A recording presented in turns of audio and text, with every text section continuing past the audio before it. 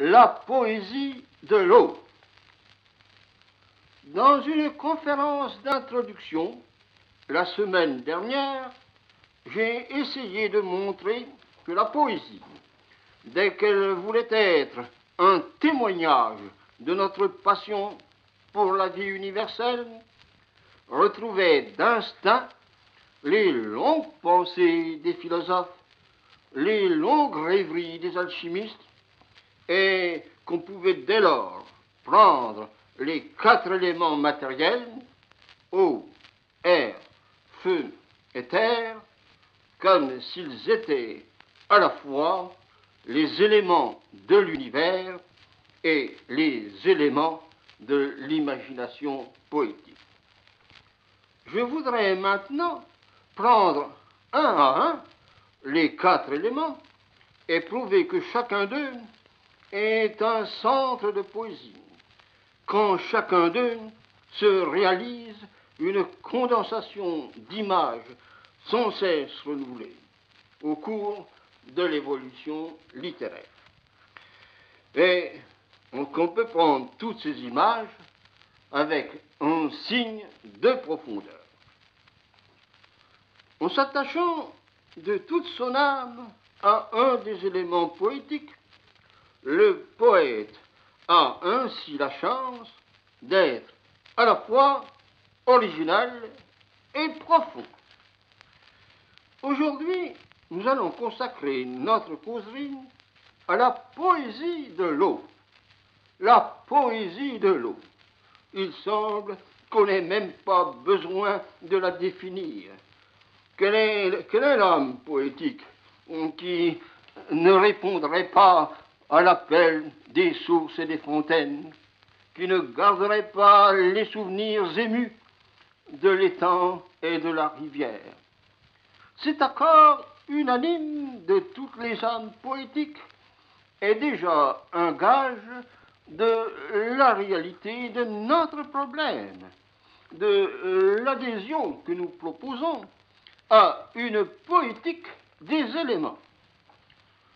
Nous allons voir que l'attachement que nous avons à la beauté de l'eau est fort de 1000 liens.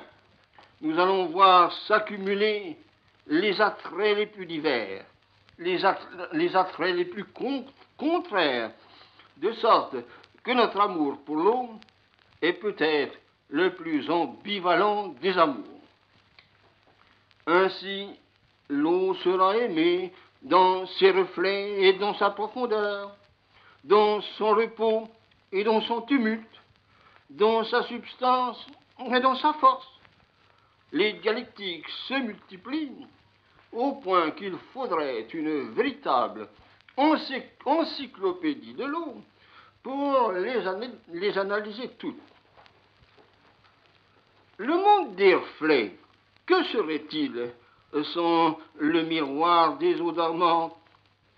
Les hommes eussent-ils inventé des miroirs si la surface d'une eau tranquille ne leur avait pas rendu si fidèlement leur image? La psychanalyse a justement nommé, à partir d'une telle image passionnément contemplée, le complexe de Narcisse. Mais la psychanalyse, en multipliant les explications psychologiques, a, en cette occasion, intellectualisé les symboles. Elle a détendu les liens qui unissent les symboles secondaires aux symboles primitifs. Bref, la psychanalyse nous a écartés de la méditation de l'image primitive. Elle a, il faut bien le dire, dépoétisé l'image poétique fondamentale. Elle a perdu les valeurs de contact avec un élément radical de la poétique naturelle. Si nous revenions vraiment au miroir des fontaines, si nous vivions la poésie dans la nature, peut-être la contemplation toute solitaire de nous-mêmes, dans la solitude des champs, perdrait-elle sa nocivité? Voilà précisément la grande leçon de solitude que donne la poésie des éléments, que donne la poésie de l'eau réfléchissante. L'image naturelle véritable, celle qui étonne l'enfant, celle qui enchaîne le rêveur, associe en effet le reflet et la profondeur. Au sein de l'eau vraiment réfléchissante, nous découvrons une intimité, un être intime, un être profond. Edgar Poe a vécu avec la plus extrême intensité cette prise d'intimité où le miroir est vivant dans sa surface et dans sa profondeur. Mais l'eau profonde a bientôt une autre tonalité psychologique. Elle est sans doute la première image de la profondeur dangereuse, la grande et simple image de l'abîme. Sans doute, la terre a ses crevasses et ses falaises, mais de tels abîmes, il semble qu'on puisse les explorer, les mesurer. Les abîmes de la terre ont une géométrie. Les abîmes de l'eau sont plus directs et plus simples. Ils donnent tout de suite l'image de l'insondable. L'eau est alors un mystère et un vertige. Elle attire et elle effraie. Si l'imagination ne s'arrête pas, le rêveur va voir la mystérieuse Ondine, la dangereuse Ondine. N'est-il pas étrange que la poésie soit en quelque sorte dialectisée, jusque dans ses fantômes, par la naïade et par l'ondine, par Nausicaa et par Mélusine, par l'être qui a toutes les beautés de l'eau ensoleillée, et par l'être qui a toutes les dangereuses séductions des ténèbres vertes, comme disait Baudelaire, de l'inconnu des profondeurs. Les rêveries devant l'eau profonde ou devant le fleuve qui passe prennent souvent la teinte de la mélancolie et elles nous ramènent au souvenir des êtres disparus. Dans un livre sans doute trop simple, La mythologie du Rhin, le vieil écrivain français Saintine rappelle un type de funérailles où l'on couchait le mort dans un tronc d'arbre, abandonné ensuite dans le courant du fleuve. Comment ne pas rapprocher cette lointaine coutume des légendes sur la barque des morts, légendes qui émeuvent encore toute la Bretagne. Comment ne pas penser à la barque de Caron? Mais ces mythologies et ces légendes, le poète ne leur donne-t-il pas une vie nouvelle, une vie naturelle, en marge de toute érudition? Ne revivons-nous pas tous les adieux de notre vie dans un seul grand vers comme celui de Baudelaire? Ô mort, vieux capitaine, il est temps, levant l'ancre.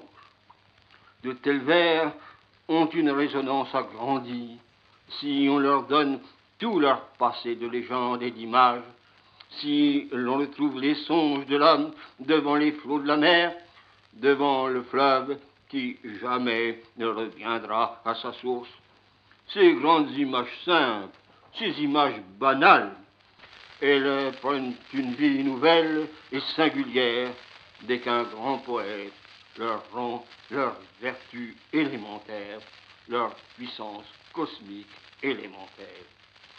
En y mettant les justes nuances, le psychologue conscient du rôle de l'instinct poétique découvrirait facilement le caractère particulier des complexes poétisants.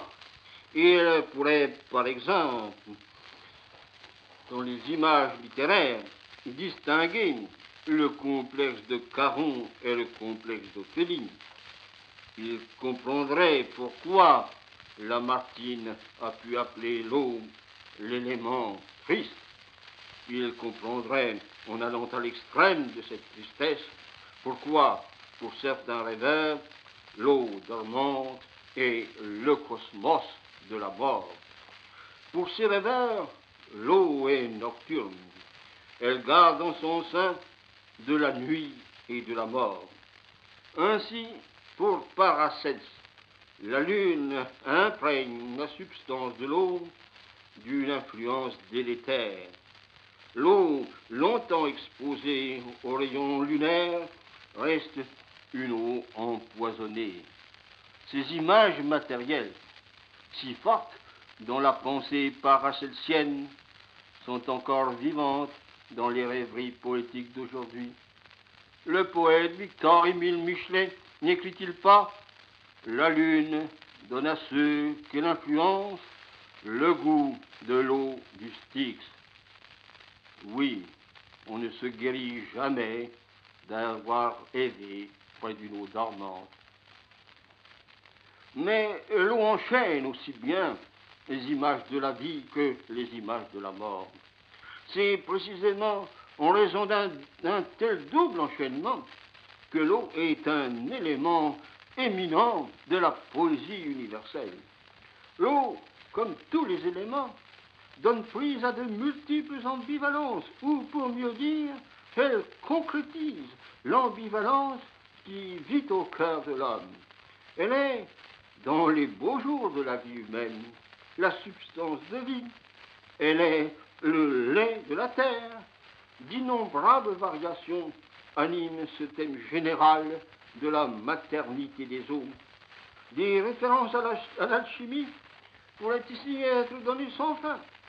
On écrirait aisément tout un livre, par exemple, en exposant les principes des eaux de jouvence. Mais là encore, comme dans le cas du complexe de Narcisse, il faudrait ne point se complaire dans l'image métaphorique. Il faudrait donner moins d'attention au mélodrame trop voyant du vieillard rajeuni. On restituerait alors à l'eau élémentaire, à l'image matérielle et cosmique de l'eau élémentaire, une force de conviction qui traverse tout le psychisme, allant du fond même de l'inconscient jusqu'aux satisfactions sensibles les plus claires. Et c'est ainsi que, justement, Paul Claudel bouscule toutes les métaphores superficielles en s'écriant dans les grandes odes « Vos sources ne sont point des sources, l'élément même, la matière première, c'est la mer, je dis, qu'il me faut. » Ainsi, dans le style de la psychanalyse, l'eau de jouvence est le symbole du retour au sein maternel. Elle est une marque, entre beaucoup d'autres, de la primitivité des images maternelles de l'eau. On retrouverait la même hiérarchie d'images si l'on étudiait les mythes de purification, si divers dans leurs nuances, si semblables dans leur fond. Pour toutes ces raisons, nous nous croyons fondés à dire que l'eau est un véritable élément psychique, un élément qui amasse les images dans nos rêves comme dans nos pensées, un élément qui règne dans notre conscient comme dans notre inconscient, un élément que nous aimons en nous et hors de nous, une boisson et un filtre, une réalité et une puissance. En suivant les images de l'eau, le poète est assuré de trouver un élément de la poésie universelle.